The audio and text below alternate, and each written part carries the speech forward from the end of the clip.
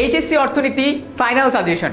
তুমি যদি একজন এইচএসসির স্টুডেন্ট হয়ে থাকো তাহলে আজকের এই ভিডিওতে তুমি একটা প্রপার আইডিয়া পেয়ে যাবা যে এইচএসসি অর্থনীতি কোন কোন চ্যাপ্টার থেকে কেমন ক্যাটাগরির প্রশ্ন আসে, এবং এই অনুযায়ী যদি তুমি প্রিপারেশন নাও তাহলে আই বিলিভ এইচএসসি পরীক্ষা বা তোমার কলেজের পরীক্ষা যে কোনো পরীক্ষাতে তুমি অ্যাটলিস্ট অর্থনীতিতে A+টা নিশ্চিত করে আসতে পারবা। এবং আজকের এই ভিডিওতে আমি তোমাদের সাথে অর্থনীতি প্রথম পত্র কিভাবে লিখতে হয় এবং অর্থনীতি দ্বিতীয় পত্র, যেটা পুরোটা একটা থিওরিটিক্যাল পেপার, এখানে তোমরা কিভাবে লিখলে বা কোন ওয়েতে লিখলে তোমরা অর্থনীতিতে তোমাদের A+টা নিশ্চিত করতে পারো। আমাদের তো অর্থনীতি প্রথম পত্রে টোটাল আমাদের 10টা চ্যাপ্টার আছে, এটা আমরা সবাই মোটামুটি জানি। অলওয়েজ মাথায় রাখবা অর্থনীতি প্রথম পত্রের যে 3টা প্রথম চ্যাপ্টার আছে, চ্যাপ্টার 1, চ্যাপ্টার 2, চ্যাপ্টার 3, মৌলিক অর্থনৈতিক সমস্যা, এই চ্যাপ্টারটাতে আমাদের তোমার উৎপাদন সম্ভাবনা রেখা এবং অর্থ ব্যবস্থা আছে। এই দুইটা টপিক যদি তুমি কভার করো তাহলে তুমি 20 মার্কের সৃজনশীল কমন পাচ্ছ। তো তুমি যদি একজন এইচএসসি স্টুডেন্ট হয়ে থাকো, নিজের সামনে এখন এই ভিডিওটা দেখতে দেখতে খাতা কলম নাও অথবা বইটা নাও, লিখে রাখো অর্থনীতি প্রথম পত্রের প্রথম চ্যাপ্টার থেকে এই চ্যাপ্টারটা তো তোমার এইচএসসিতে তোমার এতটাই ইম্পর্টেন্ট যে এই চ্যাপ্টার থেকে তুমি 20 মার্কের সৃজনশীল কমন পাবা। অ্যান্ড এরপরে যে চ্যাপ্টারটা আছে ভোক্তা ও ভোক্তাদের আচরণ, তার মানে এই চ্যাপ্টারে আমি যদি তোমাদেরকে একটু আলোচনা করে বলি, এই চ্যাপ্টারের ভেতরে আমাদের চাহিদা বিধি, যোগান বিধি, এই দুইটা জিনিস আছে। তার পাশাপাশি ভারসাম্য, দাম বের করা আছে, স্থিতিস্থাপকতা আছে, ঢাল আছে। এই পুরো চ্যাপ্টারটা থেকে তোমাদের 30 নম্বরের সৃজনশীল আসবে, তার মানে 3টা সৃজনশীল পাচ্ছ। এই চ্যাপ্টার থেকে 2টা, এই চ্যাপ্টার থেকে 3টা, মানে এই 2টা চ্যাপ্টার তুমি যদি কভার আপ করো মানে মোটামুটি তুমি 40 মার্ক কমন করে ফেলতে পারতেছো।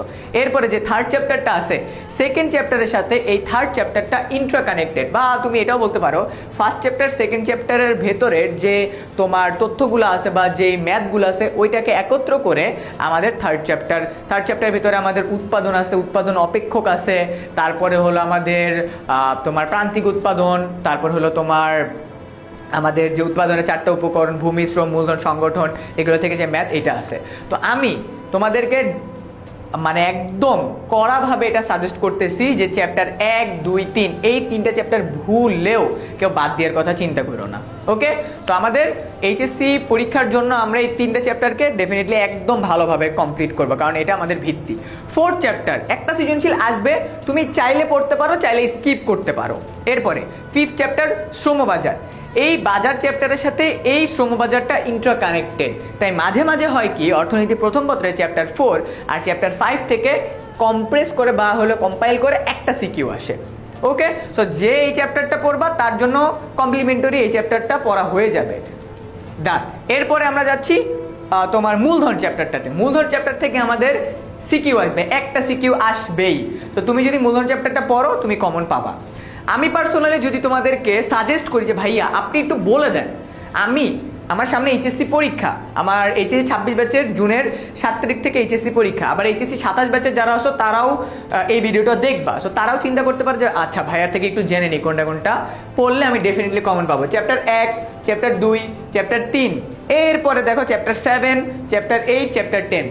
আমি আবার বলতেছি 1, 2, 3, 7, 8, 10 এই কয়টা চ্যাপ্টার তুমি যদি কমপ্লিট করো, বিলিভ মি তুমি প্রতিটা বোর্ডের কোশ্চেন কভার আপ করতে পারবা, তুমি 7টা সৃজনশীল চোখ বন্ধ করে ভালোভাবে অ্যান্সার করে আসতে পারবা। বাট যদি কোনো স্টুডেন্ট এরকম থাকো যে ভাইয়া অর্থনীতি প্রথম পত্রে আমি একদম ফুললি ম্যাথ আনসার করব, তাদের জন্য কি কি আছে? চ্যাপ্টার 1, 2, 3, চ্যাপ্টার 6, চ্যাপ্টার 8, চ্যাপ্টার 9, যে ম্যাথ অ্যান্সার করবা ফুললি 70-70 পেতে পারবা, যে থিওরি অ্যান্সার করবা সে মনে করো 70-70 না পেলে 60-65 দিকে পেয়ে যাবা। তো আমি তোমাদের অর্থনীতি প্রথম পত্রের একদম প্রপারলি সাজেশনটা প্রোভাইড করে দিলাম যে কোন কোন চ্যাপ্টার তুমি পড়বা, কোন কোন চ্যাপ্টার তুমি চাইলে ছাড়তে পারো।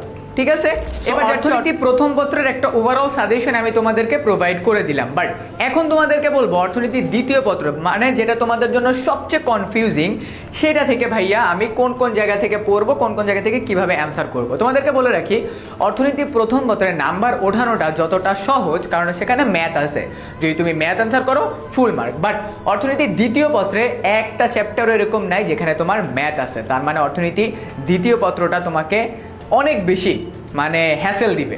বাট এই ভিডিওটা যারা দেখতেছো তাদেরকে হ্যাসেল দিবে না, কারণ আমি তোমাদেরকে এখন স্ট্র্যাটেজিটা বলে দিব। অর্থনীতির দ্বিতীয় পত্রের ক্ষেত্রে অলওয়েজ চেষ্টা করবা প্রতিটা চ্যাপ্টারে তুমি চিত্র বেসিসে অ্যান্সার করতে।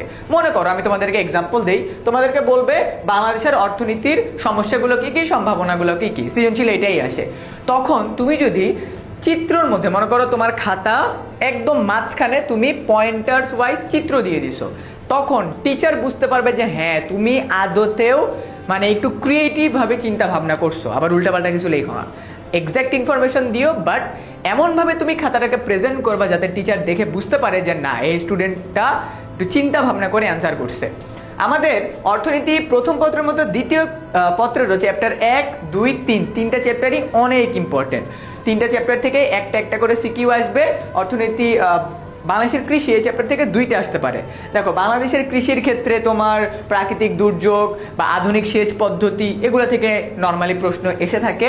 এরপরে যদি থার্ড চ্যাপ্টারে চলে যাচ্ছি, বাংলাদেশের শিল্প, এই চ্যাপ্টারের তোমাদের বইয়ের ভিতরে দেখবা যেই কয়টা শিল্প আছে, 2টা জিনিস জাস্ট মনে রাখবা, বাংলাদেশের শিল্পগুলোর সদস্য সংখ্যা, টাকার পরিমাণ, এই 2টা জিনিস তুমি যদি নোট ডাউন করে পড়ে ফেলতে পারো ভাইয়া, এই চ্যাপ্টার থেকে তুমি 10 মার্কের পুরোপুরি অ্যান্সার করে ফেলতে পারবা। কারণ এই চ্যাপ্টারে যে সিকিউগুলো আসে বিগত বছরগুলোতে যেগুলো আসছে, জাস্ট উদ্দীপকে ফাইন্ড আউট করতে বলছে এখানে কোন শিল্প সম্পর্কে কথা বলা হয়েছে, ক্ষুদ্র শিল্প, মাঝারি শিল্প নাকি কুটির শিল্প, কোন শিল্প সম্পর্কে কথা বলা হয়েছে।